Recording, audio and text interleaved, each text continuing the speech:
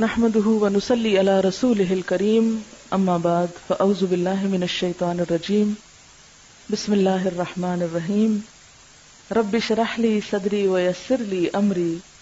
واحلل عقدة من لساني يفقهوا قولي۔ بعض لوگ 27 رجب کا روزہ رکھتے ہیں اور اس روزے کو عام دنوں کے روزوں سے افضل سمجھتے ہیں، یعنی خاص طور پر 27 تاریخ کے روزے کا اہتمام، یہ بھی درست نہیں۔ متعدد احادیث سے نبی کریم صلی اللہ علیہ وسلم کا مخصوص دنوں یا تاریخوں میں نفلی روزوں کا اہتمام کرنا ثابت ہے، یعنی ایسا نہیں کہ کوئی دن اور مقرر نہیں، اور دن ہے مقرر، لیکن وہ آپ صلی اللہ علیہ وسلم نے خود کیے ہیں۔ آپ کے بعد کسی اور کو اجازت نہیں کہ وہ لوگوں کے لیے دن مخصوص کر دے کہ اس دن لازمی روزہ رکھنا ہوگا اور اس کا ثواب زیادہ ہوگا۔ متعدد احادیث سے نبی کریم صلی اللہ علیہ وسلم کا مخصوص دنوں یا تاریخوں میں نفلی روزوں کا اہتمام کرنا ثابت ہے، جیسا کہ ایام بیز میں ہر قمری مہینے کی 13، 14، 15 تاریخ یا ہر سوموار اور جمعرات کو، یہ بھی مسنون ہے کیونکہ آپ نے اس کا اہتمام کیا۔ ذوالحجہ کے ابتدائی عشرے میں پہلے 10 دن یعنی 9، 10 محرم کو، یا پھر کثرت سے ماہ شعبان میں، ان تمام کے بارے میں صحیح اور مستند احادیث ملتی ہیں، لیکن 27 رجب کے روزے کے بارے میں کوئی روایت نہیں ہے۔ لہٰذا اگر کوئی خصوصی طور پر اس دن کا روزہ رکھتا ہو تو اس کا روزہ تو ہو سکتا ہے، مگر یہ عمل مسنون نہیں ہوگا بلکہ بدعت شمار ہوگا۔ اگر 27 رجب پیر کو آ رہی ہے اور اس کی پہلے سے عادت ہے ہر پیر کو روزہ رکھنے کی، تو ایسا شخص روزہ رکھ سکتا ہے۔ بس 27 رجب کو رات جاگ کر عبادت کرنے کو بھی بہت اہمیت دی جاتی ہے اور اس کی نسبت واقعہ معراج سے کی جاتی ہے۔ حالانکہ نبی کریم صلی اللہ علیہ وسلم نے اپنی حیات مبارکہ میں واقع معراج کے بعد اس رات کسی خصوصی عبادت کا نہ تو اہتمام کیا اور نہ ہی نبی کریم صلی اللہ علیہ وسلم کا کوئی قول یا عمل 27 رجب کی شب خصوصی عبادت کے بارے میں ہے، یعنی یہ سب کچھ سیلف کریٹڈ ہے۔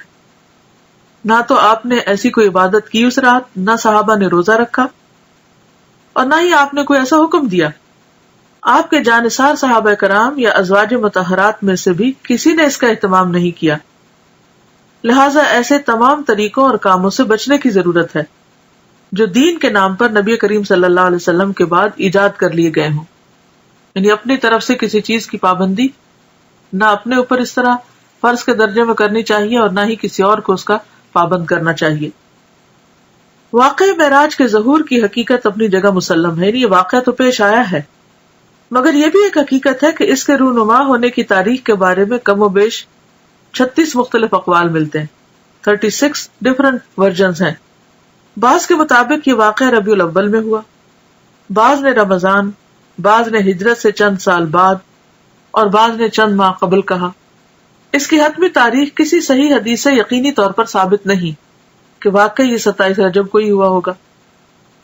تاہم یہ بات تسلیم شدہ ہے کہ نبی کریم صلی اللہ علیہ وسلم کو مکی زندگی کے آخری حصے میں یہ خاص مشاہدہ کرایا گیا جس میں ہمارے لیے سیکھنے اور عمل کرنے کے بہت سے پہلو ہیں۔ عبادت کا صرف وہی طریقہ پسندیدہ ہے، عبادت وہی قابل قبول ہے جو اللہ اور اس کے رسول کی اتھارٹی کے ساتھ ہو، ان کے حکم کے مطابق ہو۔ خود سے عبادت کے طریقے ایجاد کرنا اللہ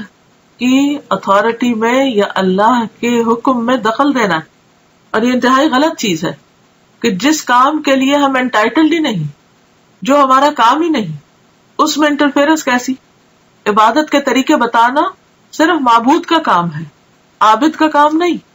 عابد بندہ غلام تو صرف پیروی کرے گا، اطاعت اور فرما برداری کرے گا، وہ خود سے وہ قانون نہیں بنائے گا، تو اس چیز کی کسی کو بھی اجازت نہیں۔ تو ہم سب کو اس کے بارے میں بے حد محتاط رہنا چاہیے، اور دین کے نام پر، عبادت کے نام پر ثواب کی خاطر کیا جانے والا کوئی بھی کام جب بھی ہم شروع کریں تو ضرور یہ سوچیں کہ کیا اس کی کوئی دلیل قرآن میں ہے، کیا یہ سنت رسول صلی اللہ علیہ وسلم سے ثابت ہے، کیا یہ اجر جو بتایا جا رہا ہے واقعی حقیقی معنوں میں اس کا کچھ وجود ہے یا صرف ایک جھوٹ گھڑ لیا گیا ہے۔ اس طرح کی چیزیں دین میں شامل کرنا اور پھر ان کی پابندی کرنا اور ایک خاص رات میں یا خاص دن میں یا خاص طریقے پر، یہ سب چیزیں دین میں دخل اندازی ہے اور یہ ناپسندیدہ ہے۔ تو دین کے معاملے میں بھی ہمیں نہایت سمجھداری سے کام لینا چاہیے، اور دین کو بس اتنا ہی رکھنا چاہیے کہ جتنا وہ ہے یا جتنا ہمیں دے دیا گیا ہے۔ اگر ہم کچھ چیزیں اپنی طرف سے شامل کریں گے تو ایسا کرنا دین کو بوجھل بنانا ہوگا، مشکل بنانا ہوگا، اور لوگوں کے لیے زندگی کو دوبر کرنے کے مترادف ہوگا، اور یہ انتہائی ناپسندیدہ بات ہے، کیونکہ ہمارے لیے اتنا ہی دین کافی ہے جتنا ہمیں اللہ اور اس کے رسول صلی اللہ علیہ وسلم نے دے دیا۔ اس کی پابندی بھی ہم پہ بڑی بھاری ہوتی ہے۔ کہاں یہ کہ ہم ایکسٹرا چیزیں شروع کر دیں، جس چیز کو اللہ نے ہمارے لیے مقرر نہیں کیا اور جس پر کوئی ثواب نہیں بتایا، اس پر کسی انسان کو یہ حق نہیں کہ وہ لوگوں کو ثواب بتا کر اس پر پابند کرے۔ قرآن کریم میں ارشاد ربانی ہے، یا ایھا الذین آمنوا لا تقدموا بین یدی اللہ ورسولہ، الحجرات آیت 1۔ اے لوگو جو ایمان لائے ہو، اللہ اور اس کے رسول سے آگے نہ بڑھو۔ تو جو چیز قرآن و سنت سے ثابت نہیں، اس کے کرنے پر کوئی اجر و ثواب بھی نہیں، اور اگر ہم بعد میں کوئی ایسی چیز ایجاد کرتے ہیں اور اجر و ثواب کی نیت سے کرتے ہیں تو وہ بدعت میں شمار ہوگا، اس کے فائدے کی بجائے گناہ ہوگا۔ لہٰذا ایسی چیزوں سے بچنا ضروری ہے۔ اصل دین کیا ہے؟ ہمارے ذہن میں واضح ہونا چاہیے کہ اصل دین کیا ہے۔ اصل دین وہ ہے جو اللہ تعالیٰ نے محمد صلی اللہ علیہ وسلم کے ذریعے ہم تک پہنچایا، یعنی دین اللہ کی اطاعت و فرمانبرداری، اس کے احکامات کے آگے سر تسلیم خم کرنے اور محمد صلی اللہ علیہ وسلم کی سنت پر عمل کرنے کا نام ہے۔ ارشاد ربانی ہے، الیوم اکملت لکم دینکم واتممت علیکم نعمتی ورضیت لکم الاسلام دینا، المائدہ 3۔ آج میں نے تمہارے لیے تمہارا دین مکمل کر دیا اور تم پر اپنی نعمت تمام کر دی اور تمہارے لیے دین اسلام کو پسند کر لیا۔ لہذا کوئی بھی ایسا کام جو آپ صلی اللہ علیہ وسلم نے نہ کیا اور نہ ہی اس کا حکم دیا، اسے دین کا حصہ سمجھتے ہوئے ادا کرنا اور پھر اس پر اجر و ثواب کی توقع رکھنا بدعت ہے۔ نبی کریم صلی اللہ علیہ وسلم کا ارشاد ہے، کل محدثۃ بدعہ وکل بدعۃ ضلالہ وکل ضلالۃ فی النار، بے شک ہر نئی بات بدعت ہے اور ہر بدعت گمراہی ہے اور ہر گمراہی آگ میں لے جانے والی ہے۔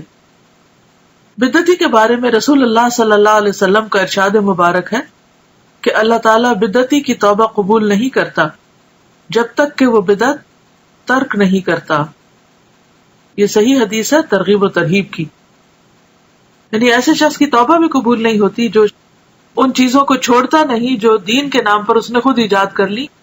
یا نبی صلی اللہ علیہ وسلم کے بعد اگر کسی نے ایجاد کی اور وہ ان کی پیروی اور پابندی کر رہا ہے۔ آپ صلی اللہ علیہ وسلم نے فرمایا، میں اپنے حوض پر تم سے پہلے موجود ہوں گا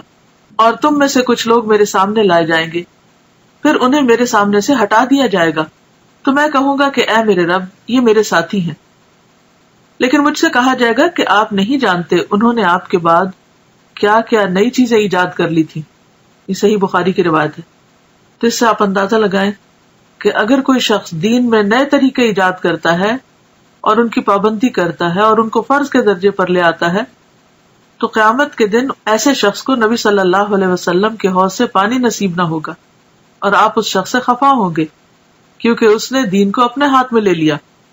لہٰذا ایسے تمام طریقوں اور کاموں سے بچنے کی ضرورت ہے جو دین کے نام پر آپ کے بعد ایجاد کر لیے گئے ہوں، کیونکہ آپ صلی اللہ علیہ وسلم نے فرمایا، من احدث فی امرنا ھذا ما لیس منہ فہو رد، صحیح بخاری۔ جس نے ہمارے اس دین میں کوئی ایسی چیز ایجاد کی جو اس میں سے نہ ہو تو وہ مردود ہے،